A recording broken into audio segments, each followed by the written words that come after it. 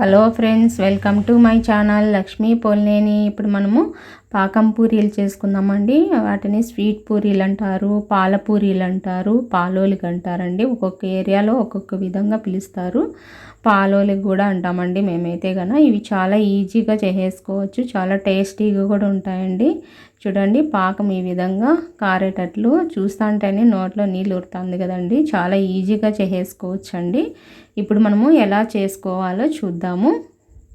మనము మైదా పిండి తీసుకోవాలండి. ఇందులోకి నేను 1/2 kg మైదా పిండి తీసుకున్నాను. అలాగే 1/2 టేబుల్ స్పూన్ సాల్ట్ తీసుకున్నానండి. ఇది బాగా కలుపుకోవాలి. మీరు మైదా పిండికి బదులుగా గోధుమ పిండి కూడా తీసుకోవచ్చండి. ఇప్పుడు వాటర్ కొద్ది కొద్దిగా వేసుకుంటూ మనము చపాతీ పిండిలాగా కలుపుకోవాలి. మరి మెత్తగా కలుపుకోకూడదు. మైదా పిండి కాబట్టి మెత్తగా కలిపేసుకున్నాం అనుకోండి, మరి కొంతసేపు తర్వాత ఇంకా మెత్తగా అయిపోతుంది. కాబట్టి కొంచెము గట్టిగానే కలుపుకోవాలి. మనము కొంతసేపు పక్కన పెట్టేసిన తర్వాత ఇప్పుడు పాలు నేను 1 లీటర్ తీసుకున్నానండి. చిక్కటి పాలు ఒక గిన్నెలోకి 1 లీటర్ పాలు తీసేసుకునేసి కాంచి పెట్టుకోవాలి. ఇవి పాలు చిక్కగా ఉండాలండి ఎప్పుడు కూడా. ఇప్పుడు మరో గిన్నెలోకి మనము బెల్లం తీసుకుందామండి. పాకానికి నేను 2 కప్పులు బెల్లం తీసుకున్నాను. అలాగే 2 కప్పులు వాటర్ కూడా వేసుకున్నానండి. ఇది కరిగితే సరిపోతుందండి, మనకు పాకం ఏం అవసరం లేదు. కొద్దిగా చిక్కగా పాకు కాంచుకోవాలి అండి. ఇది నేను ఈ విధంగా కొంచెం వాటర్ ఎక్కువ వేసుకున్నాను, ఎందుకంటే వడగట్టుకోవాలనేసి. ఏదైనా చెత్తగా ఉంటుందని ఈ విధంగా. చూడండి ఎంత గలీజ్ ఉందో. ఈ విధంగా వడగట్టుకునేసి కొంచెం చిక్కగా అయ్యేంత వరకు పాకు కాంచుకోవాలి. ఈలోపు మనము పూరీలు ఒత్తేసుకుందామండి. ఈ విధంగా మనం మామూలుగా పూరీలు ఎలా చేసేసుకుంటామో అంత చిన్న చిన్న ఉంటలుగా చేసేసుకునేసి మనము ఇప్పుడు పూరీలు ఒత్తేసుకుందాము. పలచగానే తిక్కుకోవాలండి. పూరీలు కూడా మందంగా తిక్కుకోకూడదు. ఈ విధంగా నేను వీడియోలో చూపించిన విధంగా చూడండి, ఇంత ఉంట చేసుకుంటే సరిపోతుంది మనకి. ఈ విధంగా మనము మైదా పిండి కాబట్టి ఈ విధంగా పూరీ తిక్కుకుంటే మనకు మడుచుకుంటూ వస్తుందండి. అందుకు పిండి కొంచెం ఎక్కువే పడుతుంది, పొడి పిండి. ఈ విధంగా పొడి పిండి చల్లేసుకునేసి పూరీలన్నీ ఈ విధంగానే తిక్కేసుకునేసి వేసేసుకోవాలండి. పక్కన పూరీలు కూడా రేకులు బాగా ఆరాలండి. ఈలోపు మనము దాంట్లోకి పౌడర్ చేసుకుందాము. ఎండు కొబ్బరి కొద్దిగాను, ఇలాచీలు ఒక 4 వేయించుకోండి, పల్లీలు ఒక 2 టేబుల్ స్పూన్లు, పుట్నాల పప్పు ఒక 2 టేబుల్ స్పూన్లు వేసుకొని మెత్తగా గ్రైండ్ చేసేసుకుందాము.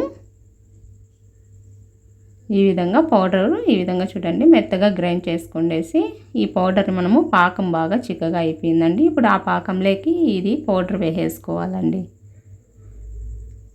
ఈ పౌడర్ వేసేసుకునేసి అంతా ఒకసారి కలుపుకునేసి స్టవ్ ఆఫ్ చేసేసుకునేసి పక్కన పెట్టేసుకుందాం. ఈ పాకం రెడీ అయిపోయింది మనకు. ఇప్పుడు పూరీలు కూడా మనకు బాగా ఆరిపోయినాయండి. కాబట్టి ఇప్పుడు ఆయిల్ వేసేసుకునేసి పూరీలన్నీ బాగా క్రిస్పీగా కాల్చుకోవాలండి. మెత్తగా కాల్చుకోకూడదు పూరీలు ఎప్పుడు కూడా. పాలోలికి ఎర్రగా బాగా క్రిస్పీగా కాల్చుకోవాలి. ఈ విధంగా 2 సైడ్స్ మనము పూరీలన్నీ ఎర్రగా కాల్చుకోవాలి. చూడండి ఈ విధంగా కాల్చుకోవాలి.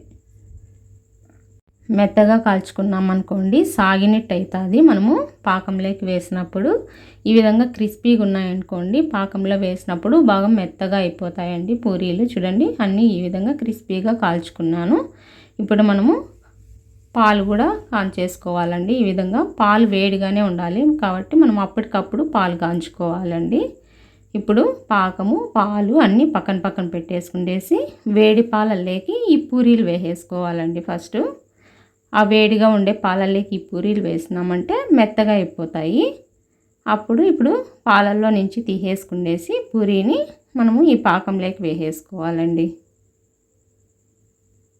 వేడి పాలు కాబట్టి తొందరగా బాగా మెత్తగా అయిపోతాయండి పూరీలు. అలాగే చల్లారకూడదు. మనకు ఒకవేళ మళ్ళీ మధ్యలో చల్లారినాయనుకోండి పాలు, మళ్ళీ ఒకసారి వేడి చేసుకోవాలి. ఈ విధంగా పాకంలో బాగా అంతా ముంచేసుకునేసి పూరీని ఇప్పుడు మళ్ళీ తీసేసుకునేసి ఒక గిన్నెలోకి వేసేసుకుని చూడండి మెత్తగా అయిపోయింది పూరీ అప్పుడే.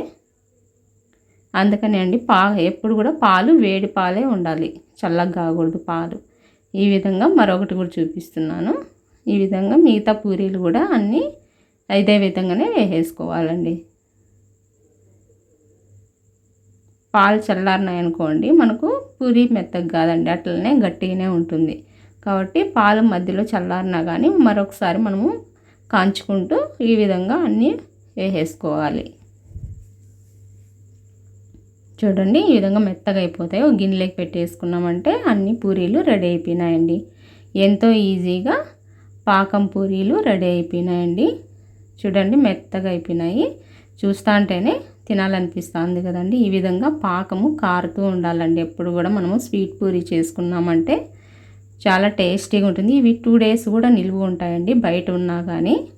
అదే ఫ్రిడ్జ్లో పెట్టినామంటే 4 days అయినా నిల్వ ఉంటాయి. ఇప్పుడు మనము సర్వింగ్ ప్లేట్లోకి తీసేసుకునేసి సర్వ్ చేసేసుకున్నాము. ఇది చాలా టేస్టీగా ఉంటాయండి. పిల్లలకు పెద్దలు అందరూ ఇష్టంగా తింటారు. మా ఇంట్లో అయితే చాలా ఇష్టము, నాకు ఇష్టం అండి, మా పాపకు చాలా ఇష్టము ఇవైతే. చూడండి ఇంకొచ్చేటివన్నీ ఫెస్టివల్సే కాబట్టి మనం ఈ విధంగా స్వీట్ పూరి చేసుకొని ఎలా వచ్చిందో నాకు కామెంట్ చేసి చెప్పండి.